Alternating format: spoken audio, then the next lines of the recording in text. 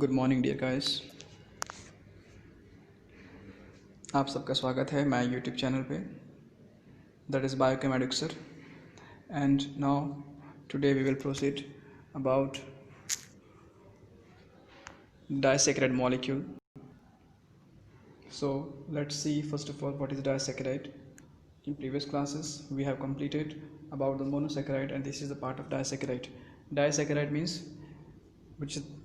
disaccharide means those saccharide units which are the combination of which are formed due to the combination of two saccharide or two units. Okay, and in this we have study about the reducing and non-reducing sugar. Okay, so what is reducing sugar? Reducing sugar means those sugar which are having ability to reduce others. And दूसरों का reduction कौन कर सकता है? जिसके पास एक free hydrogen atom होता है। ठीक है, हम लोग सबसे पहले हम लोग सुक्रोज के बारे में पढ़ने वाले हैं। Sucrose is a type of non reducing sugar. Why? Because it does not have it's free aldehydic hydrogen. Okay, aldehyde का जब फंक्शनल ग्रुप होता है तो हम लिखते हैं C bond H double bond O। Okay, तो ये वाला जो हाइड्रोजन पार्ट है सुक्रोज का, वो फ्री नहीं रहता है, वो किसी न किसी के साथ बॉन्ड में इन्वॉल्व हो जाएगा। और जब वो बॉन्ड में इन्वॉल्व हो जाएगा इसका मतलब है कि वो फ्री नहीं है, इसीलिए वो नॉन रिड्यूसिंग शुगर कहलाता है। ठीक है, here it is written here, if the reducing sugar of monosaccharide that is aldehyde or ketonic groups are bonded, then these are non-reducing sugar. It is clearly mentioned here. यहाँ पे बहुत अच्छे से लिखा हुआ है क्या कि अगर किसी भी अल्डिहाइड या कीटोन ग्रुप का हाइड्रोजन अगर बॉन्डेड है तो वो नॉन रिड्यूसिंग शुगर कहलाता है। ठीक है, फॉर एग्जांपल क्या लिखा हुआ है? फॉर एग्जांपल है sucrose. On the other hand sugars in which this functional group are free, क्या बोला है? अगर वो फ्री है तो this are called as what, क्या बोलेंगे हम इसको? रिड्यूसिंग शुगर बोलेंगे। ठीक है, रिड्यूसिंग शुगर का एग्जांपल कौन सा है? Maltose and lactose. ठीक है, now we have to start with sucrose. So this is the structure of sucrose here. So let we have to understand first of all what is sucrose. Sucrose is a combination of two units. One is a glucose and another one is a fructose. Okay, and we know that what glucose is nothing but aldohexose, जिसमें aldehyde functional group होता है, and fructose is nothing but aldoketose, sorry it is ketohexose. Fructose is the ketohexose, और इन दोनों के मिलने से क्या बनेगा सुक्रोज का स्ट्रक्चर। देखिए ये ग्लूकोज का स्ट्रक्चर है। ग्लूकोज का अल्फा डी फॉर्म, ग्लूकोज हमको कैसा चाहिए? अल्फा डी चाहिए। और ये जहाँ फ्रुक्टोज कैसा चाहिए हमको? बीटा डी के फॉर्म में चाहिए। ठीक है, तो अल्फा डी का फॉर्मूला तो आपको मालूम ही है। अल्फा डी का फॉर्मूला क्या बताया था मैंने आप लोगों को? अल्फा डी ग्लूकोज का फॉर्मूला क्या था? नीचे ऊपर एंड नीचे, ये जो है फॉर्मूला OH की पोजीशन है साइक्लिक या रिंग चेन की, जिसे हम लोग हावर्थ प्रोजेक्शन भी कहते हैं या हावर्थ स्ट्रक्चर ऑफ ग्लूकोज भी कहते हैं। ठीक है, और इसी हावर्थ ग्लूकोज के स्ट्रक्चर को हम ग्लूकोपायरेनोस कहते हैं, क्योंकि ये पायरन रिंग से बना होता है। ठीक है, अब जरा ध्यान से देखिए यहाँ पर, जो इसके बारे में हम लोग डिस्कस करने जा रहे हैं सुक्रोज के बारे में।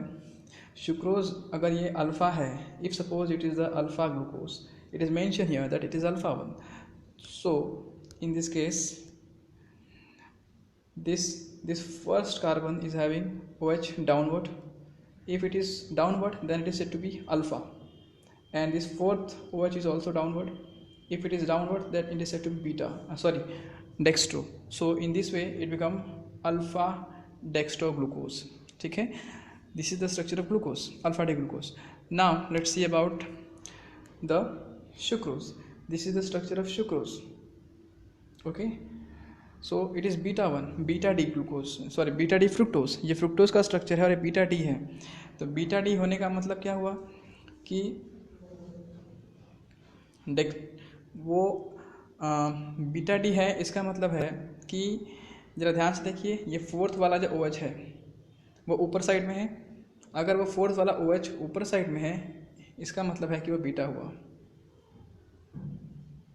बात समझ में आ गया? ठीक है, बीटा क्यों हुआ? क्योंकि फोर्थ वाला जो पोजीशन है वो कैसा है? ऊपर में है। ओके, अब ज़रा यहाँ देखिए, इसमें OH नीचे के साइड है, OH जो है वो नीचे की साइड में है, इसीलिए ये क्या हुआ? डेक्स्ट्रो हुआ। क्या हुआ? ये डेक्स्ट्रो। सो इसीलिए इसका नाम क्या पड़ा है? इसका नाम पड़ा है बीटा डेक्स्ट्रो फ्रुक्टोस। ठीक है, मैं इसी स्ट्रक्चर को वापस बताऊंगा एक दूसरे तरीके से, पहले आप इसे समझ लीजिए। अब जरा ध्यान से देखिए, यहाँ पर एक OH प्रेजेंट है, यहाँ भी एक OH नीचे में प्रेजेंट है। आप सोच लीजिए किस तरीके से H2O का लॉस होगा। अब H2O का लॉस आपको समझ में आ जाएगा कैसे होगा। ये देखिए, इस तरीके से H2O निकल जाएगा। जब H2O निकल जाएगा तो क्या बचेगा? बोलिए, जब H2O निकल जाएगा तो क्या बचेगा? ये ऑक्सीजन बचेगा, और यही ऑक्सीजन यहाँ पे शो किया हुआ है। देखिए, ये ऑक्सीजन यहाँ पे शो किया हुआ है। This is the glycosidic linkage. इसको क्या बोलते हैं हम लोग? ग्लाइकोसाइडिक लिंकेज बोलते हैं। So in this glycosidic linkage, two different units or sugar or saccharide combine by showing hydrolysis mechanism, they form a disaccharide unit that is sucrose. समझ में आ गया आप लोग को? ओके, अच्छा, अब यहाँ देखते हैं। अब यहाँ देखते हैं हम लोग आगे क्या लिखा हुआ है। Sucrose is dextrorotatory, sucrose is dextro-rotatory but after hydrolysis gives dextra-rotatory glucose and levo-rotatory fructose। ये मैंने ये वाला लाइन पढ़ा है मैंने भी। इसका क्या मतलब है? sucrose is dextro-rotatory but after hydrolysis gives dextro-rotatory glucose यानी D ग्लूकोज देता है, N levo-fructose होता है। ये कब मिलेगा? जब हम उसको पानी में घोल देंगे। सुक्रोज का मतलब क्या होता है? शक्कर होता है। जब पानी में घोल देंगे तो हमको D ग्लूकोज मिल जाएगा, D ग्लूकोज मिलेगा, प्लस क्या मिलेगा? लेवोरोटेटरी फ्रुक्टोज मिलेगा, ये हमको मिल जाएगा। ठीक है, एक बात ये भी याद रखना है कि सुक्रोज को हम इन्वर्ट शुगर के नाम से जानते हैं। क्वेश्चन आता है why it is invert sugar. देखिए इसके बारे में लिखा हुआ है। क्या लिखा हुआ है? यहाँ से पढ़िए आप लोग। The hydrolysis of sucrose brings about change in the sign of rotation from dextro positive to levo negative and the product is invert sugar। इसका यह मतलब है कि अगर हम सुक्रोज को यानी कि शक्कर को पानी में घोल देते हैं तो उसका रोटेशन चेंज होता है। उसका जो रोटेशन है, कौन सा रोटेशन चेंज होता है? रोटेशन चेंज होने का मतलब है कि जो OH यहाँ पर है, जो OH यहाँ पर है, इसमें से H2O निकल गया, वाटर ऑक्सीजन लगा हुआ है उसमें। ठीक है, तो इसमें होता क्या है कि जैसे मान लीजिए कि ये वाला ऑक्सीजन, सॉरी ये वाला OH या कोई भी OH मान लीजिए, अगर OH जो है, एक मिनट,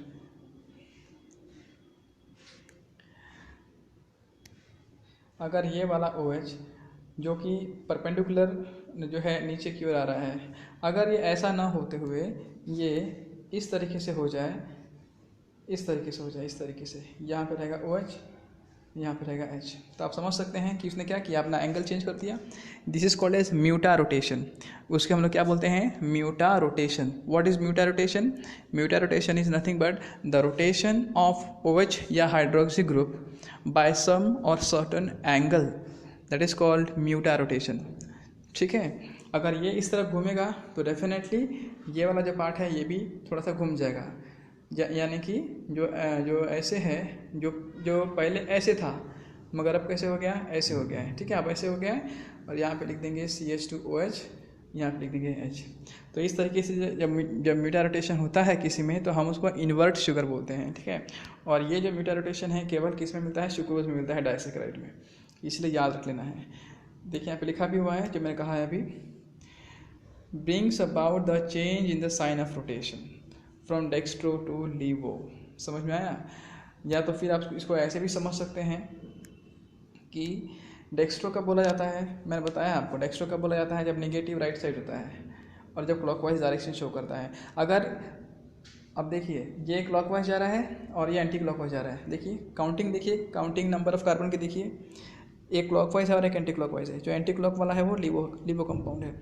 अब बात ये है कि अगर हम इसको पूरे को पानी में डिसॉल्व कर लेते हैं और जब ये बॉन्ड ब्रेक हो जाएगा तब जो है जो क्लॉकवाइज था जो क्लॉकवाइज था अब वो एंटी क्लॉक में घूमेगा, और जो एंटी क्लॉकवाइज था वो क्लॉकवाइज में घूमेगा। समझ में आया? तो क्या हुआ, इसका मीटा रोटेशन चेंज हो गया। So this is called invert sugar. ये सिर्फ सुक्रोज के साथ होता है। ओके, अब हम लोगों ने जो सुक्रोज के बारे में यहाँ पे पढ़ा है, बिल्कुल वही चीज़ हम एक बार और पढ़ लेते हैं दूसरे तरीके से, और ये आपको बहुत बढ़िया तरीके से समझा रहा हूँ ताकि ये आपको समझ में आ जाएगा क्लियर। ठीक है, जरा यहाँ देखिए, जरा ध्यान से देखिए। This is the fructose, sorry ये तो फ्रुक्टोज का स्ट्रक्चर है, just wait, this is fructose, एक okay, this is disaccharide, this is the structure, this is the structure of what, sucrose. यहाँ पे ध्यान से देखिए, यहाँ में लिखा हुआ है सुक्रोज इज इक्वल टू क्या होता है, ग्लूकोज प्लस फ्रुक्टोज होता है। ठीक है, अब ये देखिए मैंने जो ऊपर में जो बनाया हुआ स्ट्रक्चर वो किसका है, पेंटागोनल फ्रुक्टोज का है, मैंने लिखा है बीटा डी फ्रुक्टोज। ठीक है, अब जरा ध्यान से देखिए, यहाँ पर ये देखिए स्ट्रक्चर, इसमें ये हो गया ऊपर वाला जो पार्ट हो गया वो बीटा डी फ्रुक्टोज का है, नीचे वाला जो पार्ट हो गया अल्फा डी ग्लूकोज का है। देखिए अब काउंटिंग कहाँ से हो रही है आपको ये समझना है। Okay, this is first carbon, इसमें ये फर्स्ट कार्बन है और इसमें ये सेकेंड कार्बन है, ये सेकेंड कार्बन है, यानी कि